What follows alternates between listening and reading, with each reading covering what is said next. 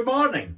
Mark Lawrence, our social media supremo, has ordered me to make these videos shorter. He says 3 minutes is the ideal time for a video, and he wants a bit more housing content. Let's see about that. I'm Alistair McIntosh, the sidelined Chief Executive of the Housing Quality Network. Welcome to this week's edition of First Things Fast, and I'm going for a personal best. This week's topic is, should you pass on a rent increase this year? Why have I picked this topic? Well, Keir Starmer, the Labour Party leader, wrote in the Daily Telegraph that local authorities shouldn't pass on a hike in the council tax at the time of a pandemic. Should the same rules apply to social housing rents? Let's look at the case for the increase and the case against the increase. The case for the increase is strong.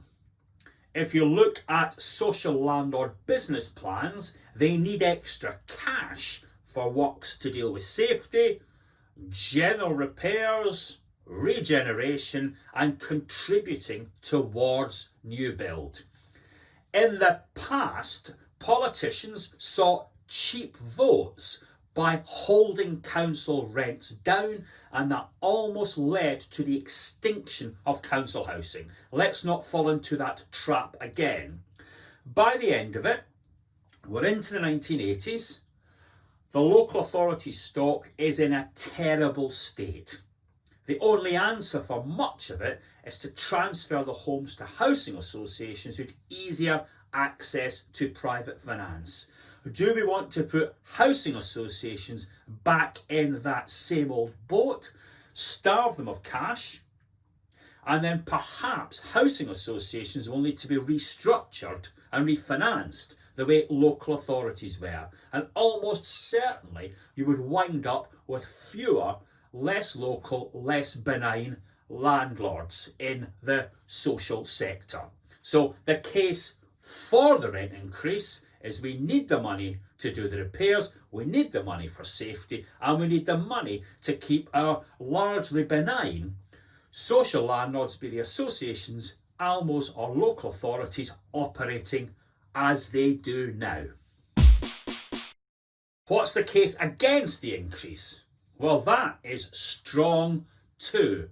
Keir Starmer makes a fine and powerful point. How in the name of God can we charge people more money at a time of a pandemic? It makes no sense at all. Louise Casey is saying keep paying the higher rates of universal credit. So it would be crazy, surely, to give people extra money that way and take it away through higher rents. A couple of years ago, I attended the CIH annual dinner. Don't expect they'll be having one this year. Deputy Governor, Bank of England, did a tremendous speech. The thrust of it was that if you give tax cuts to people like him, they simply save the money. If you give money to the poorest in the community, they spend the cash, and that gets the economy moving very well, doesn't it? And then we saw a great example of why money should be spent by normal people, not professionals, when you saw those £30 food boxes. Any normal person would have been able to get more food than the firm that was asked to do it. So that's a very strong case for leaving cash in the pockets of poor people. Perhaps the most compelling argument for cutting rents is that in many parts of the country, market rents are falling. Surely, if social housing rents are set at a discount to the market, they too must fall as night follows day.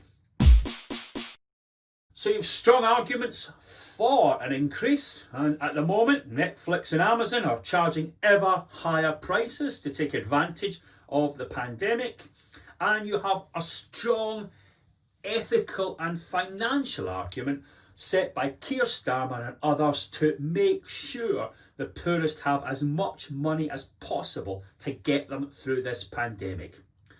How do you decide which side of the fence to come down on? Well, I can't answer that question. Firstly, because Mark Lawrence wants me to shut up. Thank you, Mark, for your support. And secondly, because this has to be a meaningful discussion between you and your residents, balancing the needs of the stock with the need to support these people through this current crisis. I don't know what side to fall down on, but I tell you this, if you stand like a coward behind a government formula, then people will ask one question: what's the point of you? So take a decision with your residents. Look forward to seeing you next week. Thank you.